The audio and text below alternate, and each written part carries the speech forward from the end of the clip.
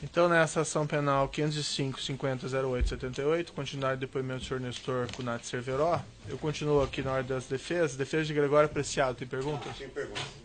Defesa de Jorge Davis, Raul Davis. Defesa de Luiz Carlos Moreira, tem perguntas? Tem perguntas, sim, senhor Nestor. Matheus Freitas, advogado Luiz Carlos Moreira da Silva. Senhor Nestor, boa tarde. Boa tarde. O senhor sabe me dizer qual era especificamente a função exercida pelo senhor Luiz Carlos Moreira da Silva na compra da refinaria de Passadina? Luiz Carlos Moreira da Silva era o gerente de desenvolvimento de novos negócios na área internacional. Então, e além de ser um especialista também na área de refino. Mas ele liderou, quer dizer, a gerência executiva do Moreira era responsável pela organização, pelo desenvolvimento do negócio. Então, coube fazia parte do escopo da gerência do Moreira tratar do desenvolvimento desse negócio. Esse cargo ocupado pelo Luiz Carlos, ele tinha autonomia funcional, ele era subordinado internamente dentro da companhia? Ele era meu subordinado. E, além de ser subordinado direto do senhor, existia subordinação a mais alguém? Não, aí é escala hierárquica, né? Sim. Como é que funcionava essa escala hierárquica? A hierárquica é o presidente, os diretores e os gerentes executivos. A escala hierárquica é essa, mas no caso específico, o Moreira era gerente executivo da área internacional, então ele era subordinado diretamente a mim. Especificamente, se o senhor Luiz Carlos Moreira da Silva emitisse um parecer, alguma orientação, a diretoria ou o conselho, ou eventualmente a presidência, poderiam votar ou agir em contrário senso a esse parecer, essa orientação? Desculpe, não entendi a pergunta. Havendo um parecer ou uma orientação, de qualquer natureza que seja, oriunda de senhor Luiz Carlos Moreira da Silva, a diretoria ou o conselho de administração poderia votar de forma contrária a esse parecer? Ou eles tinham que seguir o parecer que estava sendo feito? Não, desculpe, o Moreira, hierarquicamente, as decisões, os pleitos ou aprovações junto à diretoria são encaminhados formalmente pelo diretor. Na prática, não só quer dizer, a documentação, a argumentação técnica, tudo isso era preparada, não sei hoje como é, pelo gerente executivo, mas sob a responsabilidade do diretor de cada área. Uhum. Eventualmente, o senhor Luiz Carlos ele poderia agir em desacordo com o que tinha sido definido pela diretoria ou pelo conselho? Se é baixada uma resolução, se é determinada alguma coisa, ele poderia agir em desacordo? Não. Especificamente com relação à aquisição da refinaria de Passadina e da Trade Company envolvida no negócio. Essa compra estava alinhada com o planejamento estratégico da Petrobras?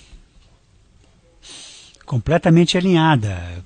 Como eu falei no início, havia uma determinação já do planejamento estratégico da Petrobras anterior a 1999, que foi mantida pela nova diretoria, pelo novo conselho, de que a Petrobras deveria expandir seu refino para o exterior, processando até 300 mil barris de petróleo por dia, petróleo pesado, no exterior. Então isso é uma determinação estratégica aprovada pelo Conselho de Administração. O senhor sabe informar, eventualmente, o porquê de ter sido escolhida a refinaria de Passadina? Bom, isso foi feito uma avaliação que durou praticamente mais de um ano, uma série de especialistas, de consultores de todas as áreas, e a refinaria de Passadina, em grandes perspectivas, ela se enquadrava dentro do objetivo que existia na área internacional, ou seja, adquirir uma refinaria com capacidade para ampliação, que tivesse condições de ampliar e processar o petróleo pesado da Petrobras, para o qual teria que ser feita uma revamp, dentro de um preço competitivo, ou seja, o objetivo não era adquirir a melhor refinaria. O objetivo, basicamente, era adquirir uma refinaria em que fosse viável, ou que as condições fossem viáveis para construir essa reforma, essa revamp, e poder receber majoritariamente o petróleo brasileiro, o petróleo pesado brasileiro. Então, a avaliação correspondeu à expectativa, daí a aprovação da diretoria e, principalmente, porque a aquisição de ativos na Petrobras é função única e exclusiva do Conselho de Administração. Quem dá a palavra final sobre a aquisição de ativos na Petrobras é o Conselho de Administração. Daí a aprovação ter sido submetida ao Conselho em março de 2006. Certo. Um dos aspectos que eventualmente foram considerados na aquisição da refinaria de Pasadena foi o local onde ela está instalada? Sem dúvida. Houston, essa região é o principal polo de petróleo dos Estados Unidos, né? Além disso, ela tinha ligações, tinha contratos, daí a questão do trading, da comercialização e utilização dos principais oleodutos que ligam Houston à costa leste, que é o principal mercado americano. Tinha o Colonial Pipeline, que vai de Houston até a costa leste, tinha outro que vai de Houston até Nova York. Tinha fundamental também critério para aprovação dessa refinaria, licença ambiental para ampliação, o que nos Estados Unidos era dificílimo você fazer uma nova refinaria ou ampliar a refinaria existente. Então aliás, e nós não inventamos a roda, não. Esse processo tinha sido feito por outras empresas internacionais de petróleo, comprando refinarias americanas e transformando para processamento de petróleo pesado, empresas ou países que têm produção. O México, a Venezuela já tinham feito esse tipo de atividade anteriormente. Aproveitando o ensejo da resposta do senhor no sentido das questões ambientais, o senhor se recorda-se no momento da compra da refinaria pela Astra, ou seja, quando a Astra adquiriu essa refinaria da CRAL, se a refinaria ela estava operacional?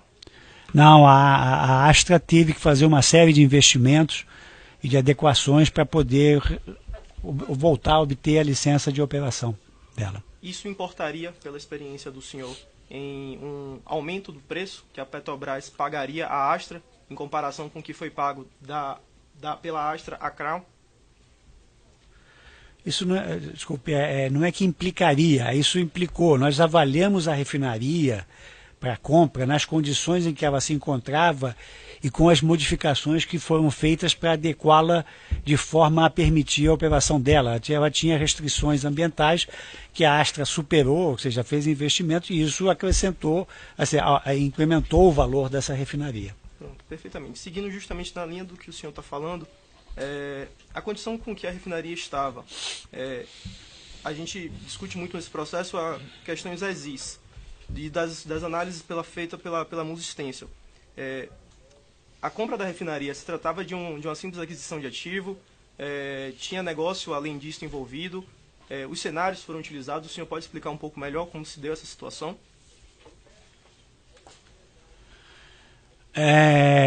Voltando, o objetivo era colocar petróleo pesado nosso no mercado americano, refinar para obter a vantagem do refino de petróleo pesado no mercado americano. Então isso foi avaliado. Dentro dos cenários que os consultores apresentaram, foi feita essa avaliação. Na avaliação do preço, se considerou a situação da refinaria como ela estava e mais as adaptações e investimentos que já estavam em curso quando nós negociamos a compra.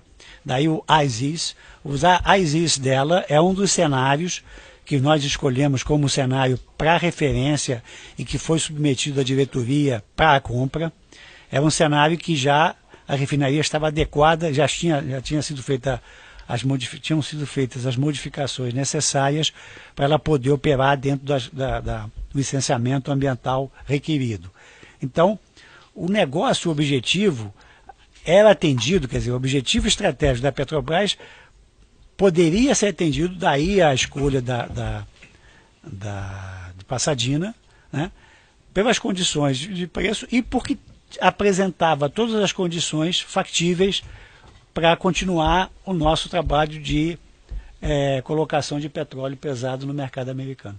Com relação à Trade Company, o senhor reputa a constituição dessa nova empresa como sendo uma oportunidade de negócio boa para a Petrobras? Eu continuo reputando que, afirmando, isso não mudei nunca meu depoimento, a aquisição da refinaria e da trading foi um bom negócio para a Petrobras.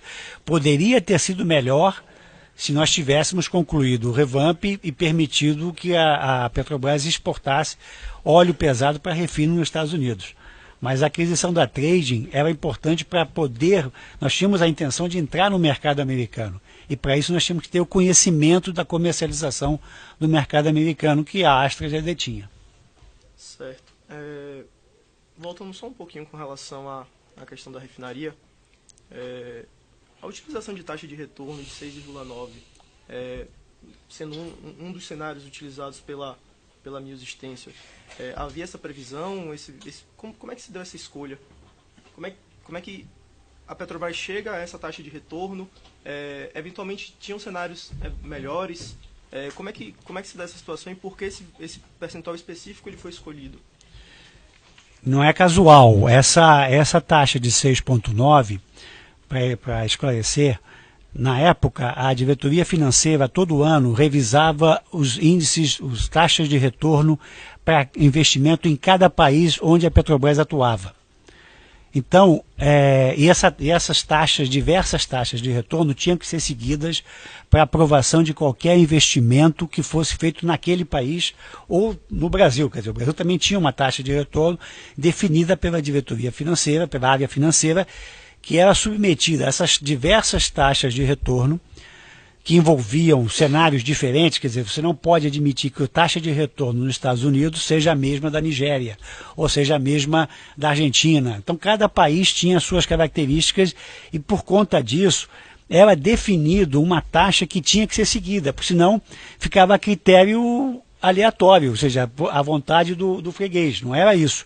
Então nós seguimos a taxa de retorno, por isso foi aprovado, isso foi submetido à diretoria, que na época esse número ficou famoso, 6,9, mas não foi um número casual, não foi um cenário que a consultora, a Mills Extension, apresentou. A Mills Extension apresentou coisa de 20 e tantos cenários, e nós tínhamos que nos ater ao cenário determinado corporativamente, ao cenário, ou seja, a taxa de retorno determinada corporativamente.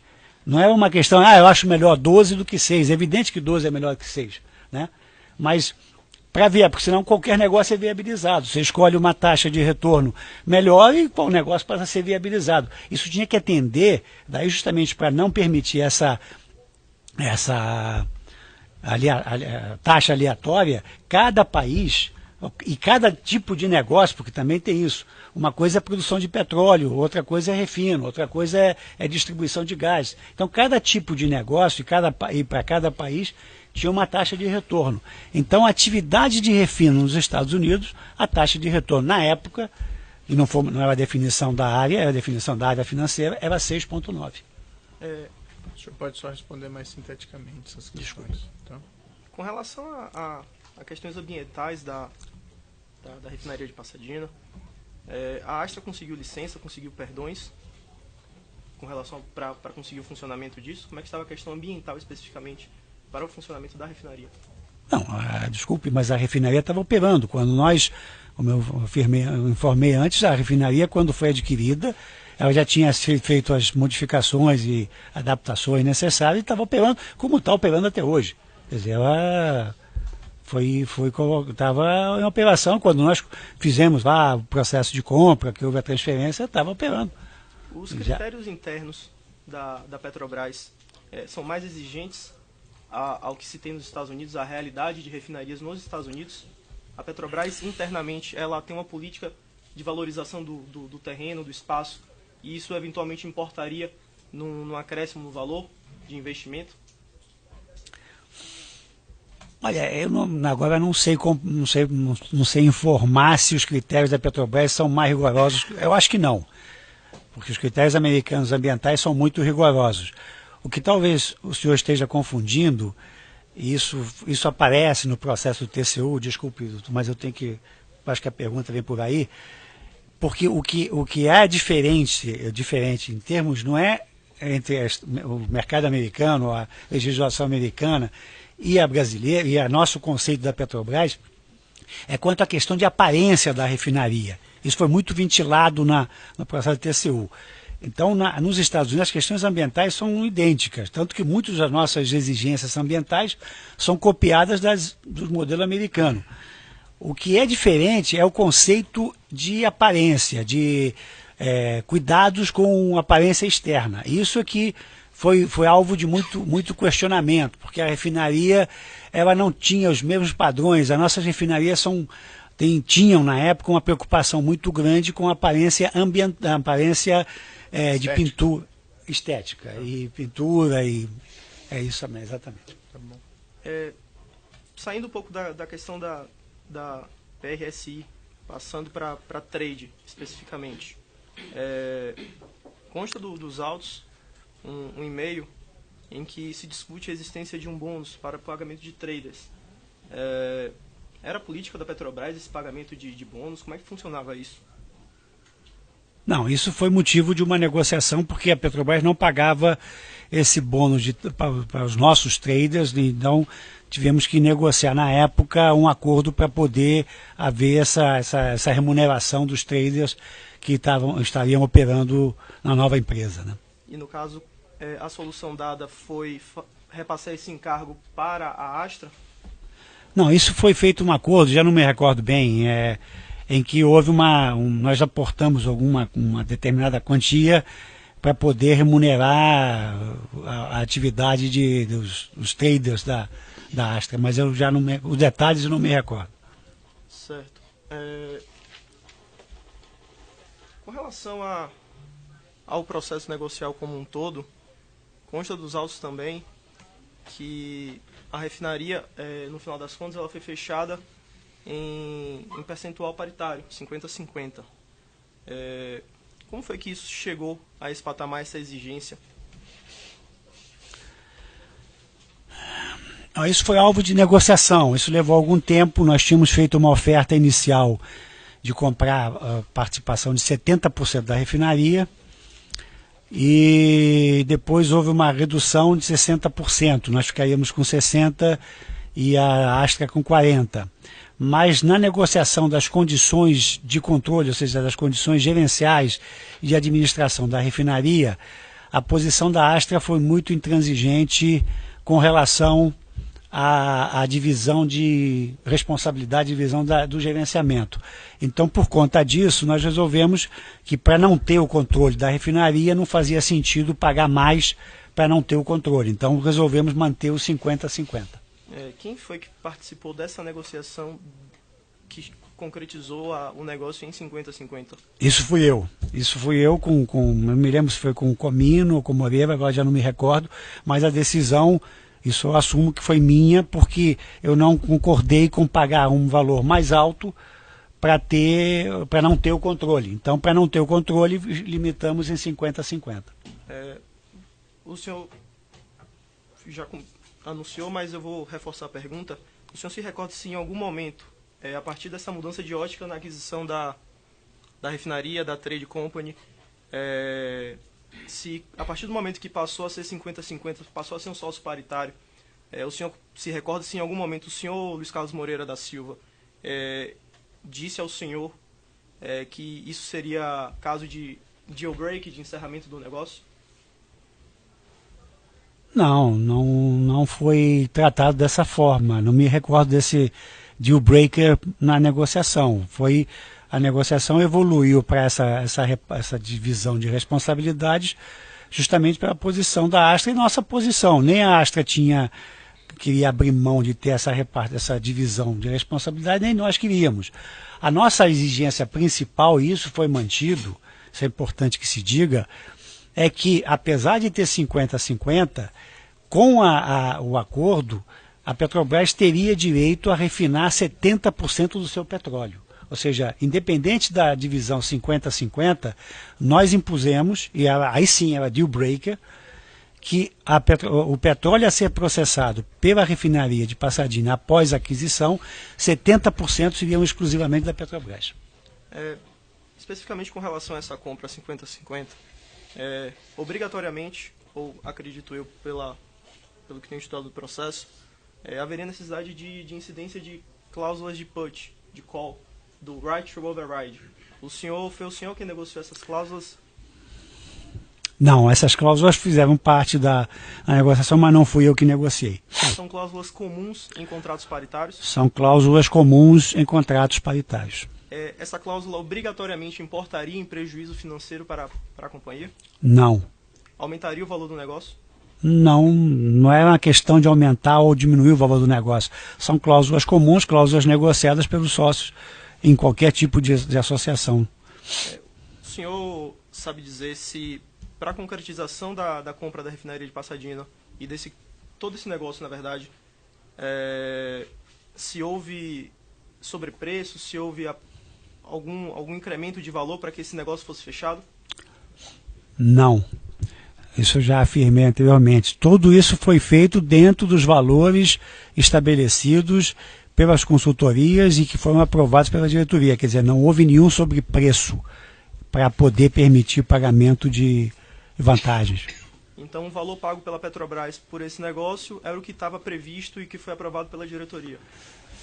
Não é o que estava previsto. Não havia um valor. É o valor que vinha sendo negociado, que foi submetido por 3 vezes à diretoria nas diversas fases de negociação, embasado pelas decisões técnicas e financeiras, e que se chegou a esse valor final, que eu me recordo, era 190 milhões de dólares pela refinaria, por 50% da refinaria, e 170 milhões de dólares por 50% do trader.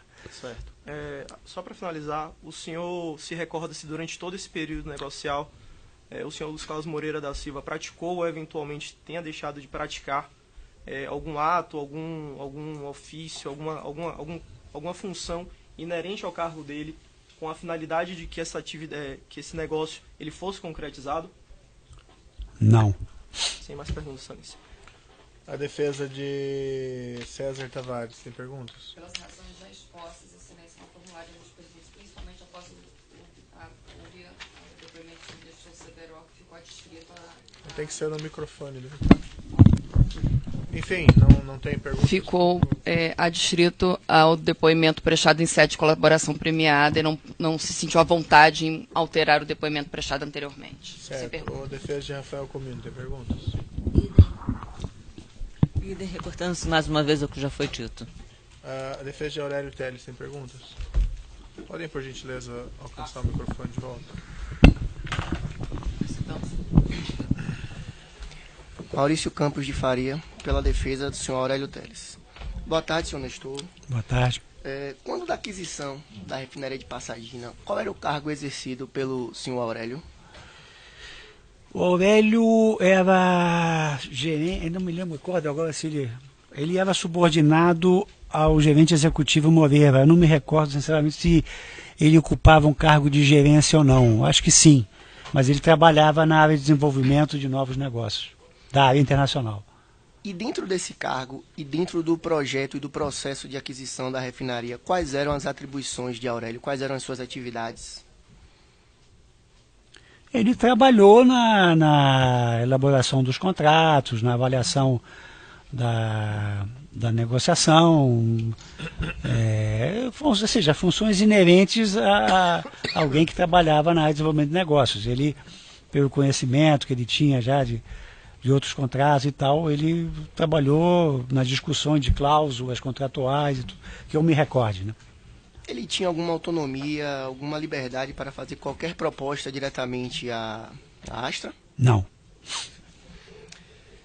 O senhor Aurélio, ele esteve no projeto da aquisição da refinaria durante todo, até a sua finalização? Sim, que eu me recorde, sim. Ele participou da elaboração dos contratos e tudo isso, sim. Em nenhum momento ele ficou afastado por motivo de... Agora já não me recordo. O Aurélio teve uns afastamentos, mas por motivo de saúde ao longo desse... Mas eu não sei se coincidiram, francamente não sei se coincidiram com algum período, um momento da negociação de Pasadena. Então o senhor não se recorda se foi no início, no final, durante? Não me recordo nem se houve esse afastamento, por isso que eu estou dizendo não me lembro. Ok. Em algum momento, o senhor Aurélio ele chegou ali solicitar alguma vantagem devida, alguma promoção funcional, algum cargo gerencial?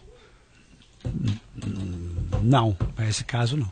Certo. E para finalizar, como o senhor teve conhecimento de algum recebimento do senhor Aurélio, de algum recebimento de alguma vantagem devida durante esse processo? Eu tive conhecimento por conta do rateio que foi feito e que me foi apresentado de quem seriam os beneficiários das vantagens indevidas, na qual constava o nome do Aurélio. E quem foi que apresentou esse? Quem me apresentou foi quem fez foi o Luiz Carlos Moreira. Certo, alguns esclarecimentos rápidos do juízo.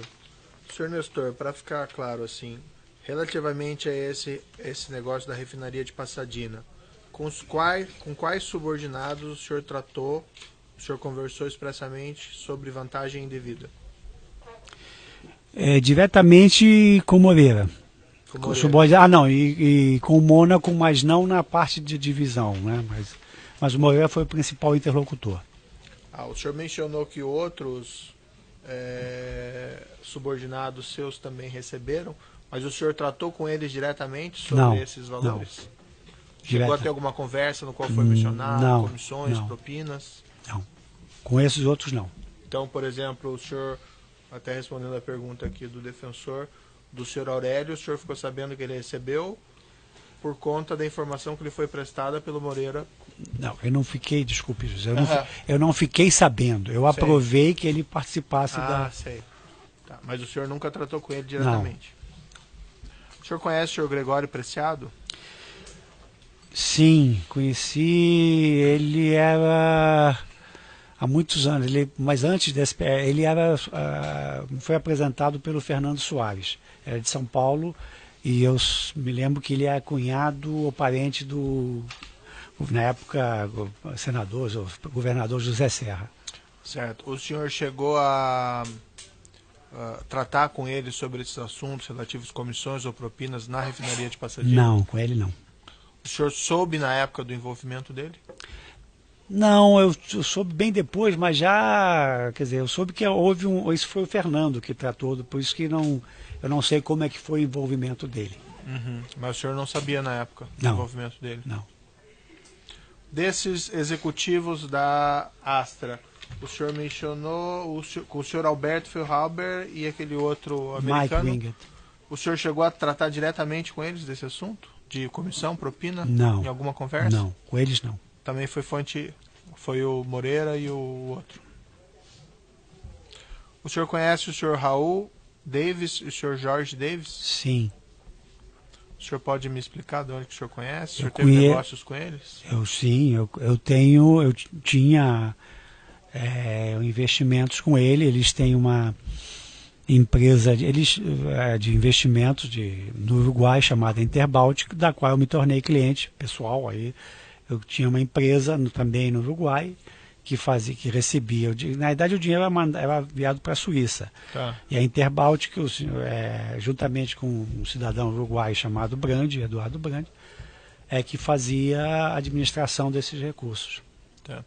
E o que eles tinham a ver com esses recursos? Não sei se eu entendi bem.